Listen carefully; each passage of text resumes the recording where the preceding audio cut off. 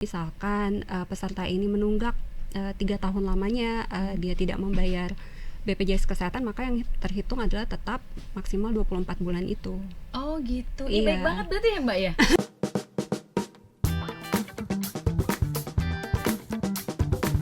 Halo Sobat WK, kembali lagi bersama dengan saya Joanita Ari dalam program wawancara khusus bersama dengan BPJS Kesehatan Cabang Tangerang. Hari ini saya kedatangan tamu yang cantik, lembut, dan pastinya informatif. Kita kenalan dulu ya sama bintang tamu kita hari ini. Aduh bintangnya, bintang banget nih ya.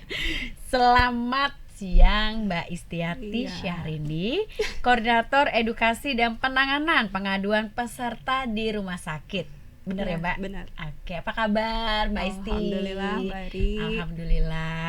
Baik, Mbak, gini, kita mau ngobrol-ngobrol terkait BPJS Kesehatan gitu ya. Nah, tentang lebih ke layanan ya. Kemudian kan kalau setiap peserta itu kan wajib harus membayar iuran. Iya, betul. Gitu ya, Mbak. Iya. Nah, ada kalanya pasti lupa dong. Pasti jadinya tunggakan. Iya, Nah, terus sebenarnya yang kalau disebut tunggakan selain dia tuh lupa dalam iuran program JKN itu apa aja sih, Mbak? Jadi kalau hubungannya dengan tunggakan itu, jadi yang namanya tunggakan itu ketika peserta BPJS Kesehatan, jadi yang namanya peserta ini kan ada macam-macam. Nah, berhubungannya sama tunggakan ini adalah peserta yang memang bayar rutin per bulan, baik itu dari peserta yang mandiri, bayar sendiri, atau dari perusahaan yang dibayarkan oleh badan usaha tempat peserta ini bekerja. Nah, ketika peserta ini baik yang bayar mandiri atau yang dibayar perusahaan ini menunggak, tidak membayar tepat waktu, maka disitulah muncul yang namanya tunggakan, gitu Mbak. Baik. Nah, terus kemudian untuk peserta yang tidak menggunakan program JKN tersebut, kalau misalnya mau ikut program JKN ini, apakah bisa Mbak? Maksudnya, peserta yang belum mendaftar. Sekali, belum mendaftar gitu? Iya, belum mendaftar. Kalau peserta itu belum mendaftar, itu bisa mendaftar dengan kanal-kanal yang memang sudah tersedia. Bisa dari mobile JKN, bisa dari WhatsApp Pandawa, itu juga bisa gitu Mbak. Oke, Mbak, kemudian gini, kalau untuk jadi peserta itu apakah langsung membayar iuran pada bulan itu dulu atau bagaimana Mbak?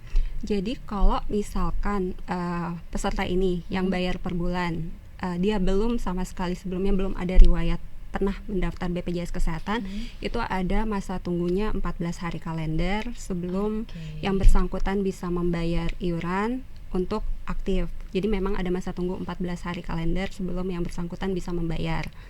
Kemudian kalau untuk pekerja yang dibayarkan oleh perusahaan, itu dia ada masa tunggunya memang misalkan dari HRD perusahaannya masing-masing gitu ya. Perusahaan masing-masing, misalkan kayak Mbak Jo ya, misalkan baru terdaftar pekerja di perusahaan, kemudian baru didaftarkan bulan ini dari HRD-nya, maka itu baru aktif nanti di bulan berikutnya gitu Mbak. Jadi di bulan berikutnya baru bisa digunakan. Nah, balik lagi ke tadi ke tunggakan iuran nih Mbak dalam program JKN ya.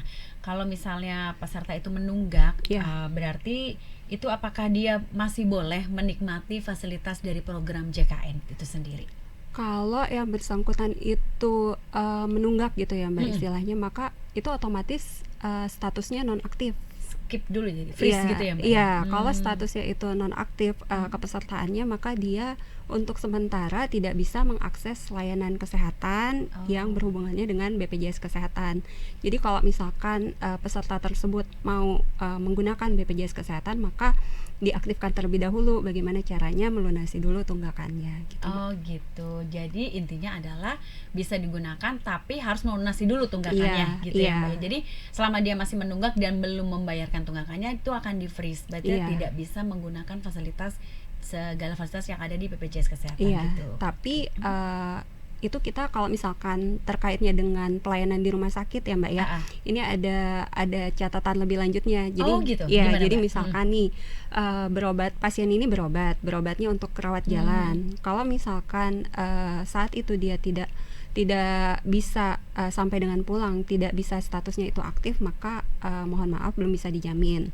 Tapi ketika dia itu masuk rawat inap, maka itu ada ketentuan dari kita memberikan toleransi 3 kali 24 jam hari kerja atau sebelum peserta ini pulang, dirujuk atau meninggal untuk melengkapi administrasi dan memastikan statusnya aktif dalam batas waktu toleransi tersebut gitu Mbak. Oh gitu, itu catatan pentingnya ya Iya. Mbak. Jadi harus diperhatikan oleh setiap peserta JKN tadi. Iya. Nah kemudian gini Mbak, kalau misalnya nih satu peserta nih sudah aktif kembali nih, Iya. artinya kan dia udah bayar tunggakan, Iya. tapi ternyata tetap kena denda tuh Mbak waktu rawat inap, itu gimana ya Mbak? Iya, memang ketentuannya memang demikian Mbak. Oh, Jadi gitu. ya, jadi kalau misalkan peserta itu menunggak, dia akan membayar 2 kali nih jatuhnya. Jadi misalkan seperti Misalnya dari tunggakannya di bulan inilah, di bulan Iya. Juni gitu ya, Bulan di bulan Juni. Mei Juni gitu ya misalnya bulan Mei Juni. Jadi mungkin aku izin menjelaskan Boleh, ya. boleh. Ini kan kalau terkait perhitungan denda ini sudah ada regulasinya gitu Mbak di Peraturan Presiden Nomor 59 Tahun 2024.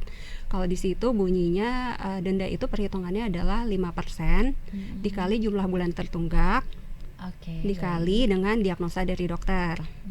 Nah, misalkan dari Mbak Jo terakhir bayarnya bulan apa? Misalnya Mei gitu ya. Misalkan bulan Mei terakhir bayar. Kemudian bulan Juni nih Mbak Jo masih aktif nih statusnya walaupun belum membayar. Oh gitu. Ya, bulan Baik. Juni masih bisa mengakses pelayanan kesehatan.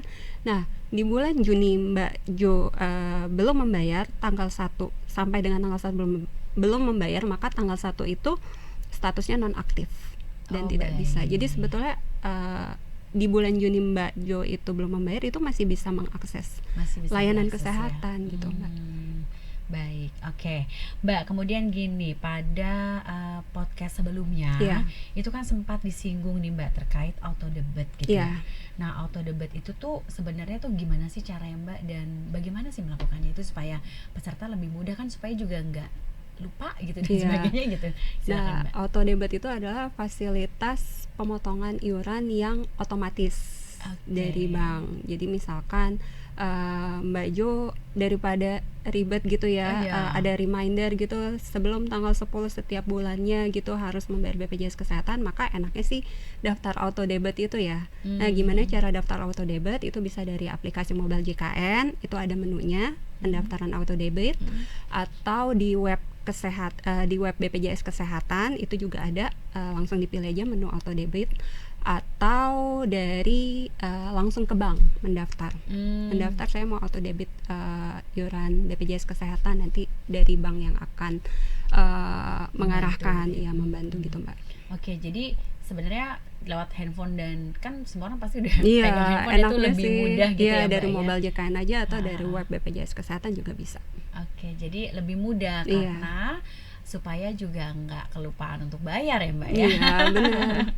Baik Mbak, kemudian gini, sekarang tuh sebenarnya ada berapa sih Mbak kanal untuk pembayaran yang bisa masyarakat akses? Terakhir itu hampir 1 juta ya Mbak ya, Oh, kanal kanal Wow. untuk pembayaran, karena dari hampir 1 juta itu bisa dari bank, bisa dari PPOB, kemudian dari e-commerce atau dari merchant-merchant lain, itu totalnya memang udah banyak banget gitu untuk memudahkan masyarakat membayar BPJS Kesehatan. Tujuannya sih oke, secara baik. rutin gitu ya Mbak. Saya tertarik tadi Mbak juga sebut e-commerce ya, berarti Iya. itu bisa dong bayar misalnya Bisa. lewat marketplace ya tadi ya. Iya, Yang marketplace. kuning, yang Iya. yang orange, yang Yang hijau orange, gitu ya. yang hijau, iya benar-benar. Bisa ya Mbak Bisa. ya? Oke, terus kalau misalnya ini benar nggak sih Mbak? Ini kan banyak di masyarakat info bahwa bayar BPJS itu bisa lewat minimarket gitu kan, minimarket yang ada di perumahan-perumahan, itu bisa. Bisa. Oh gitu. Iya, dari retail retail merchant yang itu ya, yang Misalnya di Indomaret iya, atau di itu. Alfamidi, Iya, itu bisa ya Mbak? bisa. Dilayani juga ya. Bisa. Oke, jadi sebenarnya sudah semakin mudah ya untuk proses pembayaran. Betul, gitu ya Mbak. Mbak ya. Iya. Jadi nanti uang itu kita setor lewat mereka aja. Iya, Aman betul. tuh, Mbak? Iya, aman. Insya Allah aman ya Mbak ya. Nah, ini saya mau bayar BPJS Kesehatan, biasanya petugas-petugas di merchant-merchant tersebut sudah terinfo gitu Mbak. Oke, Mbak, kembali lagi untuk ke penjelasan Mbak tadi yang terkait tunggakan. Iya. Nah, tunggakan itu sebenarnya maksimal sampai berapa lama sih Mbak? Berapa kali? Misalnya ada nggak sih sampai 3 kali? Kemudian apakah mungkin ketika sudah sampai 3 bulan tidak dibayar-bayarkan, lalu kartu BPJS-nya itu akan mati dan harus daftar ulang gitu lagi nggak sih Mbak? Oh iya, kalau misalkan menunggaknya itu tidak membayar 1 bulan aja ya, yang tadi itu kan statusnya nonaktif. Nah kalau misalkan itu tidak dibayar itu memang tunggakannya akan semakin bertambah, menumpuk gitu. Nah maksimalnya itu adalah kalau untuk tunggakan 24 bulan. Oke, ya. baik. Tapi kalau untuk denda pelayanan di rumah sakit itu pengalinya itu maksimal 12 bulan. Jadi misalkan BPJS Kesehatan itu kan berdiri dari tahun 2014 ya. Misalkan peserta ini menunggak 3 tahun lamanya dia tidak membayar BPJS Kesehatan, maka yang terhitung adalah tetap maksimal 24 bulan itu. Oh gitu, Iya. baik banget berarti ya Mbak ya. Jadi yang tadi sisanya tadi itu ditanggung oleh BPJS Kesehatan atau oleh ya pokoknya program pemerintah Iya, gitu karena ya? maksimalnya memang sesuai regulasinya perhitungannya memang maksimal 24 bulan Mbak. Tapi ya juga jangan sampai Iya, karena memang kalau misalnya ketika mau dipakai digunakan terkendala pertama karena ada diagnosa dokter itu kan peserta tidak tahu ya ketika masuk rumah sakit ini diagnosanya apa, dan yang biasanya itu mereka biasanya belum terinfo, makanya di sini dari sini kami mau menginformasikan supaya peserta membayar rutin gitu. Oke, baik, terima kasih banget untuk segala informasinya.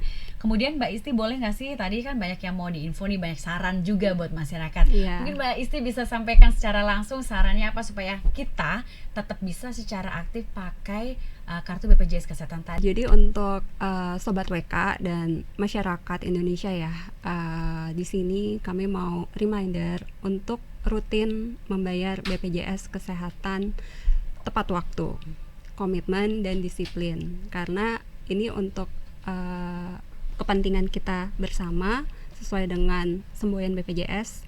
Dengan gotong royong semua tertolong. Wow, dengan gotong royong semua tertolong. Oke, terima kasih Mbak Isti sudah bersama dengan kami di sini. Terima kasih untuk segala informasinya terkait BPJS Kesehatan dan Sobat WK.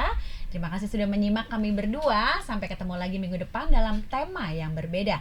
Saya dengan Joanita Ari pamit undur diri dan terima kasih, sampai jumpa. Download Tribun X sekarang. Menghadirkan lokal menjadi Indonesia.